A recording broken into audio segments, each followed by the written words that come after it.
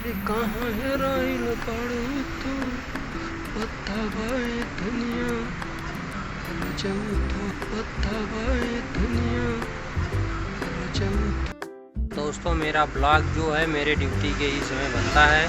आप लोग को कैसा लगता है वो हमको कमेंट में बताइए। आप लोग कुछ कमेंट में बताते नहीं हैं, मेरी हौसला को बढ़ाते नहीं हैं। मैं वीडियो तो बनाता रहता हूँ, ऐसी कोई बात नहीं है, लेकिन आप लोग कुछ भी नहीं बताते हैं। अच्छा बना रहे हो भाई, बुरा बना रहे हो बताओगे तभी ना भाई मेरा भी हौसला बढ़ेगा। कुछ लोग को तो इतना बढ़ा दे रहे हो कि वो लोग को कुछ समझ में ही नहीं आ रहा है, और कुछ लोग को तो जीरो से ही जीरो रखे हो। थोड़ा यार सपोर्ट तो कर दीजिए किसी का। हाय गाइज, आप लोग बढ़ाने का कृपा कर रहे हैं।